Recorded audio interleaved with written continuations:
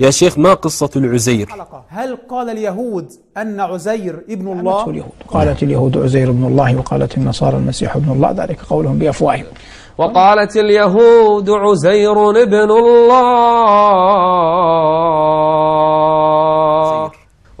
العزير هو رجل أعطوني دقيقة. اليوم عظمته اليهود ونسبت إليه أنه ابن الله، تعالى الله عما يقول ظالمون علوا كبيرا. وما زالت كتبهم تشهد بذلك. ثم قالوا، طبعا بالغوا في مدح عزير حتى قالوا ابن الله والعياذ بالله، تعالى الله عما يقول الظالمون علوا كبيرا. فاصل ونعود إليكم بإذن.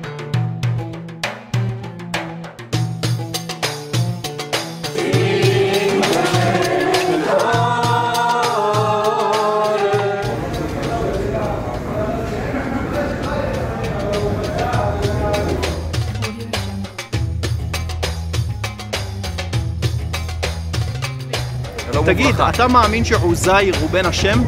מי זה? עוזייר. לא שמעתי את השם. You believe Uzair is the son of God? I haven't to this point and I don't quite know who that is. תגיד, אתה מאמין שעוזייר הוא בן האל? עוזייר? وقالت اليهود عزير ابن الله، وقالت النصارى المسيح ابن الله، قتلهم الله. هذه آية مهمة جدا، وهي تعتبر المرحلة ممكن نقول الأخيرة والأكثر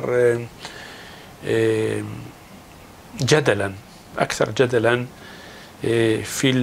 في ذلك الجدل الذي حصل بين اليهود وبين الإسلام في بدايته في القرآن، ونراه ينعكس في آيات كثيرة التي تتهمهم بأنهم يؤمنون بأن الله عز وجل خلف ولدا. إذن ليس فقط النصارى يؤمنون بذلك ونحن نعرف ذلك، لأن هذا جوهر المسيحية، جوهر الديانة النصرانية، ولكن حتى اليهود الذي يعتبرون نفسهم كأنهم ديانة توحيد بعيدة عن تلك الأفكار، هم كذلك يتهمون بذلك، ونحن لا ندري كيف وصل هذا الاتهام إلى القرآن. إذا تمعنت، إذا نظرت في كل الآيات الموجودة في القرآن التي تنتقد اليهود باتهامات مختلفة، مثلا تقول أنهم حرفوا التوراة، أو الانتقادات الآيات التي تقول من الذين هادوا يحرفون الكلمة عن مواضيعه، ومن الآيات التي تتهمهم بقتل الأنبياء، والآيات التي تتهمهم بأنهم يأخذون الربا إلى ذلك. كل هذه الاتهامات ليست جديدة، هي معروفة من الجدل الذي كان سائدا في القرون الأولى من التاريخ قبل الإسلام، بعد الميلاد. هنالك كانت انتقادات من هذا النوع توجه تجاه الديانة اليهودية من طرف المسيحيين أو من طرف السامرة، ولكن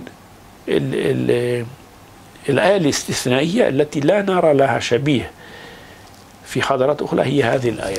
لا نعرف أن أي ديانة من الديانات أو حضارة من الحضارات تتهم اليهود بأنهم يؤمنون بأن الله خلف ولدا كما تقول هذه الآية. هنالك من يعتقد بين الباحثين أن هذه الآية جاءت لمجرد الجدل، عندما وصل الجدل لمرحلة إلى قمة الابتعاد بين الدين اليهودي والإسلامي، فأراد المسلمون أن يقولون أن إذا فكرتوا نفسكم، إذا اعتبرتوا نفسكم أنكم موحدون، فنحن نقول أنكم لستم بموحدين.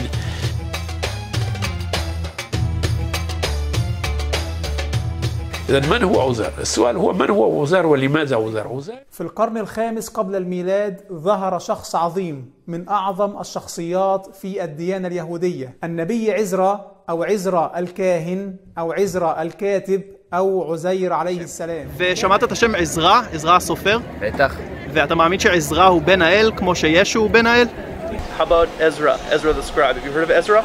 I have heard of Ezra, but I'm also not so familiar with who that is or who that figure historically depicts. אבל הוא לא שמעתי את המילה הזאת בן האל. אתה מכיר, שמעת על עזרא הסופר? כן, בטח. ואתה מאמין שעזרא הוא בנו של האל? כולנו בני האל, אבל לא במובן של ישו או משהו כזה, אלא במובן שכולנו, השם ברא אותנו ואנחנו מגיעים ממנו, זה המובן. לא אבל מישהו שהוא יותר בן מאחרים. يظهر بصورة جلية تأليه عزرا ورفعه لمرتبة الألوهية. عادة نقول أنه عزرا. عزرا المذكور في التوراة، هنالك كتاب في التوراة يسمى عن عزرا، عزرا السوفر، عزرا الكاتب الذي عاش عندما في مرحلة العودة إلى الصهيون، شيفات صهيون، بعد ما بين خراب الهيكل الأول وبناء الهيكل الثاني، هو عزرا. لماذا ربطت هذه العقيدة بعزرا؟ يمكن أن لمكانته المهمة في الديانة اليهودية وتجديد الديانة اليهودية، لمكانته البارزة في هذا العمل في العودة إلى البلد، نسبت إليه أو كان التمجيد هذه الشخصية لدرجة أن نسبت إليه هذه العقيدة. إذن لا نعرف تماما كيف جاءت هذه الفكرة للإسلام. على كل حال لا نجدها في أي مصدر يهودي. هذه من الادعاءات أو الاتهامات التي لا مثيل لها في التراث اليهودي أو في أي مصدر من المصادر.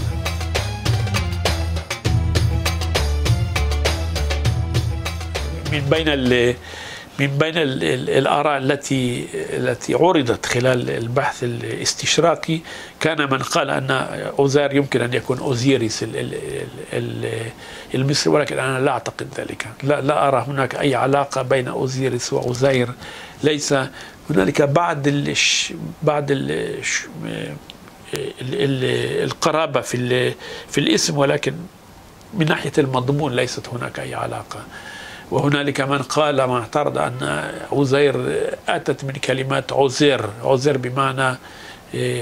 بمعنى مسيح، عزير مشيع، ولكن لا أعتقد أن ذلك يمكن أن يعتمد على مصادر. ظل هذا السؤال سؤال غير ليس له حل واضح. لا ندري كيف، من أين جاء هذا الاتهام، ما هو مصدره. ولكن بالنسبة للإسلام ليس هناك سؤال جاء من مصدر إلهي، لأن كل القرآن هو كتاب الله المنزل على نبيه، ويحتوي كل ما يحتوي عليه القرآن بما فيه هذه الآية.